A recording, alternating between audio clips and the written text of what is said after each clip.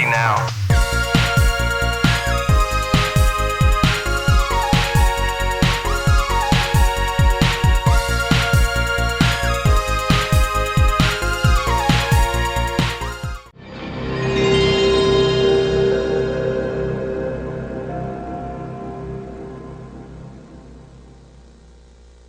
PlayStation. A console brand? An entity? A dynasty? PlayStation is a brand which means a lot to many people, as we've seen by the outrageous sales numbers of the PS4 and the eager anticipation of the PlayStation 5. But PlayStation to me is something which is in my gaming DNA. The first games console we got in our household was a PlayStation, and I haven't really looked back ever since, thanks to some cherished memories from that time from the select handful of games I played. The PS2 was even better, arguably cementing Sony as an absolute gaming powerhouse, and starting several franchises which still go to this day, including Devil May Cry, God of War, Ratchet and Clank, and many more. I've owned one of every PlayStation console at some point in time, and I think each offer a unique brilliance that makes them worth a look. Whether it's the staggering libraries of the PlayStation 1 and 2, the sheer technical brilliance of the PS3 and 4, and the absolutely unique yet overlooked capabilities of their handhelds, and I think every Sony machine ranges from solid to absolutely brilliant. And so to celebrate 25 years of the PlayStation launching in Europe, I'm going to take a look back of memories I have of each game console, and also take some feedback from you guys on Twitter. So strap yourselves in, and it's time to play the game. So to begin this video, we start at, well, the beginning. Sony's first console is arguably their most important. It set them up as a genuine competitor in the console market, absolutely smashing the Sega Saturn, sorry Sega fans, and even outdoing their collaborator turned competitor, Nintendo. But it's a console that means a lot to me, as it's my first gaming experience. We first got our PS1 around late 90s, early 2000s, and although it wasn't technically mine, I got the most play out of it. The first game I distinctly remember trying was Crash Bandicoot 3 Warped. Now that is an absolute class game. Still one of the best platformers there is, and Naughty Dog's craft for visual fidelity was unparalleled at the time. It might actually be one of the very best looking PS1 games out there. But it's also such a load of fun, the time travelling antics adding some immense variety to the platforming. The other platformer of my childhood is Spyro Year of the Dragon. Again, it's kind of the peak of the series for me, as the sort of variety of skateboarding and gem collecting, coupled with such vibrant visuals, make it an absolute delight. Now, something a little different I have memories for is Tekken 3. I mean, it's my first experience of fighting games, so that's quite significant, but it's also still arguably one of the best, with memorable battles and characters, beach volleyball of all things, which plays really well, and of course Tekken Force and the iconic Chicken. And the last game I want to discuss in my memories for PS1 is Pro Skater 1 and 2. I have particularly fond memories of Pro Skater 2 and the nostalgic music and goals, such as doing the trick over the magic bum. That doesn't sound very good, but you play it and you'll know what I mean. Needless to say, the PS1 really cemented my love for gaming. They say the sequel is never as good as the original, but clearly they've never heard of the PS2. This absolute behemoth of console gaming remains the highest selling of all time, and while the PS4 is coming close to overtaking it, there's no doubting this accolade is 100% deserved. With too many classic games to cover, I've picked out 4 which stand out from my memories. The first of these is God of War, which is so good it's still going even on PS4. Epic in scale, It was one of the first really violent games I ever played, including some less than, should we say, kid-friendly QuickTime events. And the other thing that stood out to me was Kratos, a man who's deeply flawed, let's face it, but also you feel almost sympathetic in a way. It's tragic. Greek tragedy, so to speak. The next game I remember is Shadow of the Colossus. I mean, it's a stunning, beautiful, emotionally haunting game where you hunt 12 of the biggest bosses in any console game at the time. I mean, now it looks a bit rugged and it runs a bit slowly, but you get past that and it's just superb. And the ending reshapes the whole sort of story into something very, very dark. The next one's Mortal Kombat Deception. Now, this is more of a personal pick because I've always loved Mortal Kombat, but this one stands out because I used to play it so much with a friend. Chess and Conquest in particular were awesome, and it was just a hell of a lot of fun. And I think it was kind of almost peak Mortal Kombat until MK9 overtook it in 2011. And lastly, Ratchet and Clank. Now, this one's an interesting story for me because I remember playing it on some sort of demo disc. I think it had Tekken 4 as well, and it just blew my mind at the time. I mean, it looked almost like a Pixar film come to life. It was absolutely incredible looking, a huge cut above PS1, and the thing is as well, it was very fun because of all the weapons you can buy, upgrades. It just stands the test of time. So next is the PS3. This one's kind of awkward to talk about in a way because they didn't really get off on the right foot with that disastrous E3 showing from, I think it was 2005 or 6, and they never really recovered, unfortunately. But the system itself is great. It's got some really capable sort of technology behind it, which was also sort of a curse because a lot of developers couldn't wrap their head around the architecture. And it did produce some absolutely stellar exclusives, such as the first game I want to talk about, The Last of Us. I mean, Naughty Dog at this point had grown into a mature adult developer, so to speak. That sounds a bit horrible, but what I mean is the games they made grew up in a way. And Last of Us was just a brutal, brooding, but beautiful and engaging game. And it was the first PS3 game I got when I got my PS3 in 2014, and it was definitely a good way to start. The next one's Nino Cooney. Really brilliant little JRPG gem. I don't think enough people played it, but hopefully the recent remasters rectified that a bit. It's just such a brilliant little game. Absolutely stunning thanks to work from Studio Ghibli. The combat's engaging, the world is inviting, the story is childlike but also not, what's the word, cliche like later Final Fantasies have kind of become, and it's just beautiful.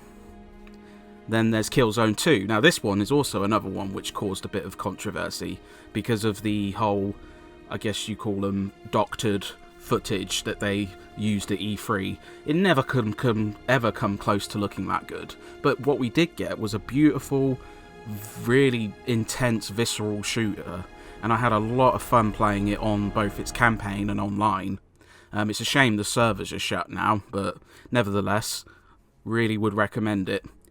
And then the last one I'll talk about is Heavy Rain. This one stood out to me thanks to incredible storytelling that Quantic Dream are usually known for. Quite an amazing twist, which you definitely don't see coming.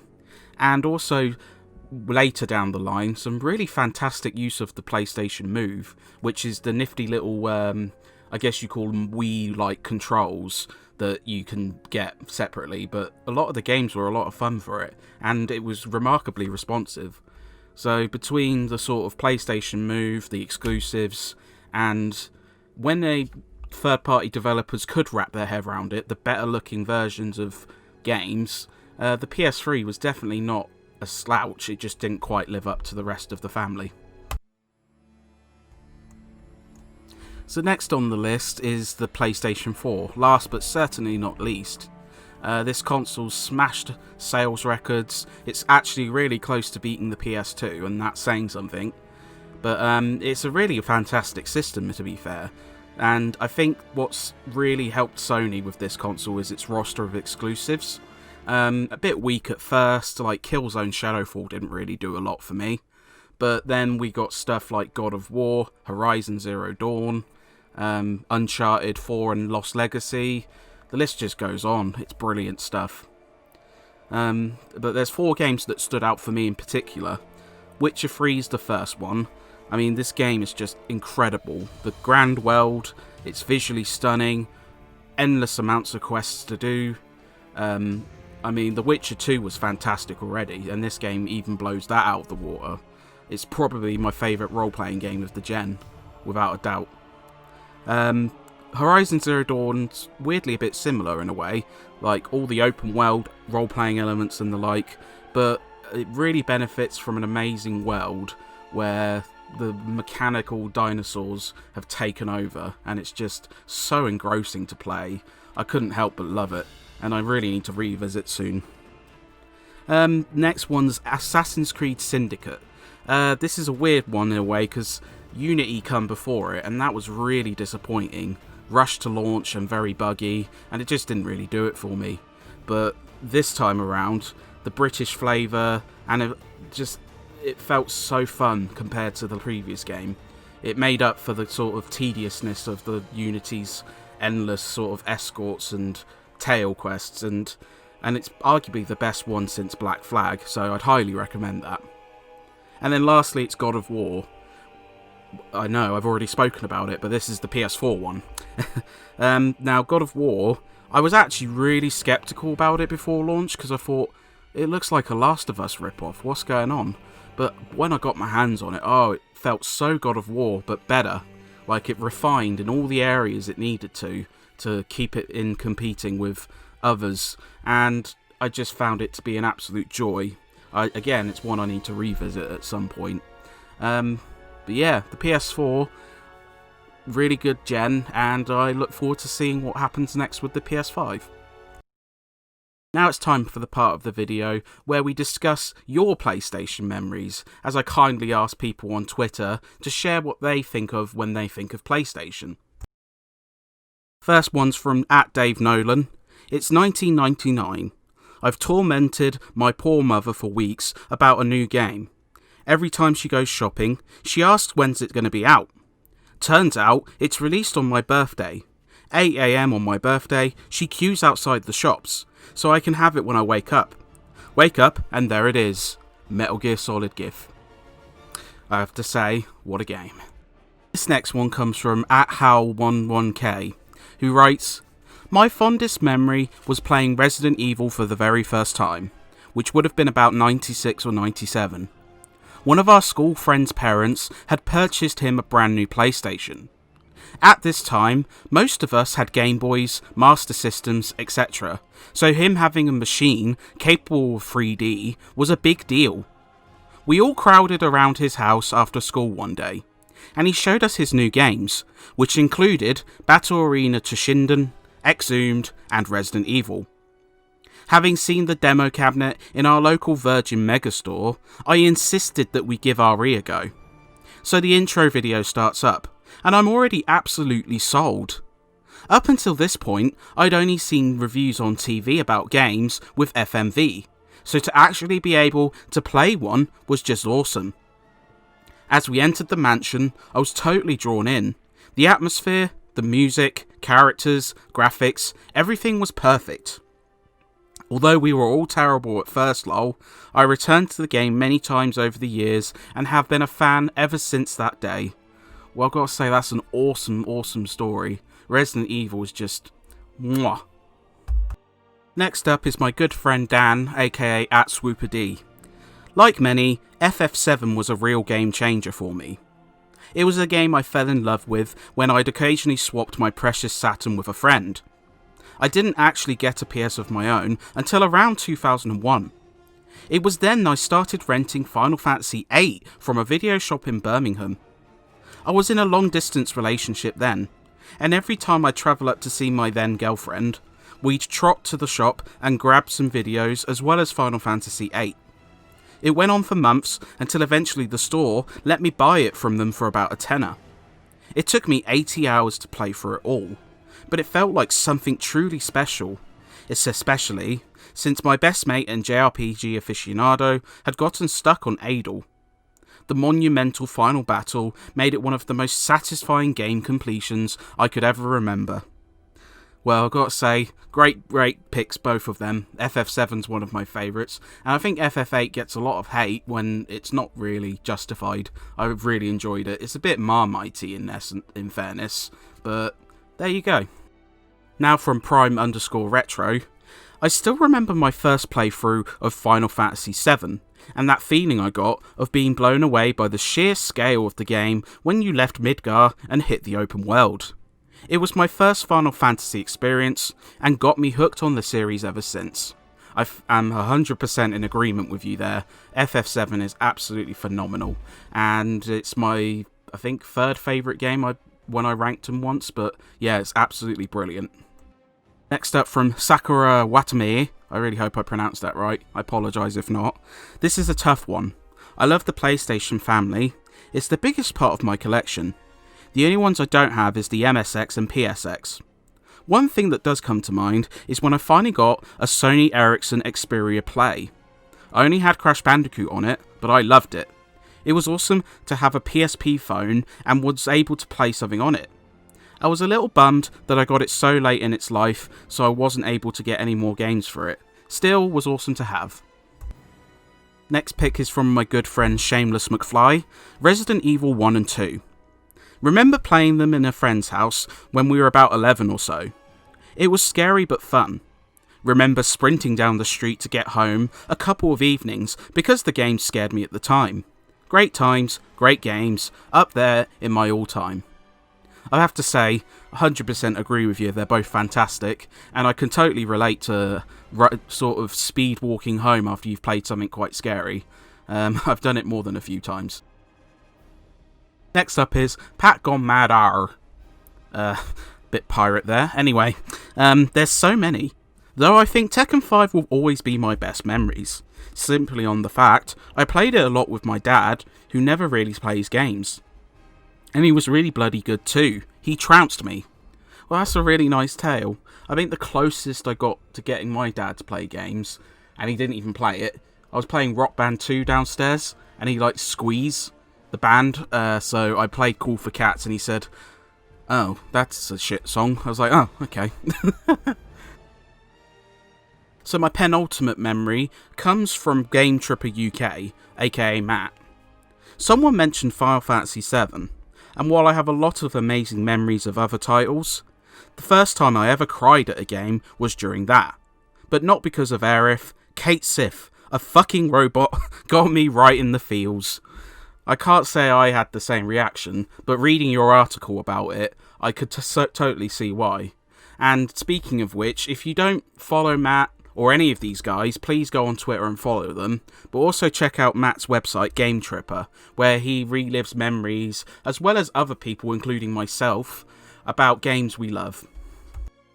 And possibly the best for last, at Colonel Falcon writes, "After the hashtag N64, I kinda stopped with gaming, girls and such. But the PS2 sucked me right back in."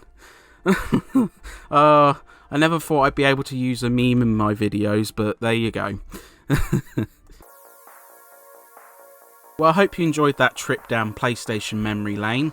I had a lot of fun going back through good times of the consoles, and I want to also thank everyone who replied to my Twitter thread about their PlayStation memories, not just the ones I covered in my video, but also the ones I didn't have time to sort of get round to covering.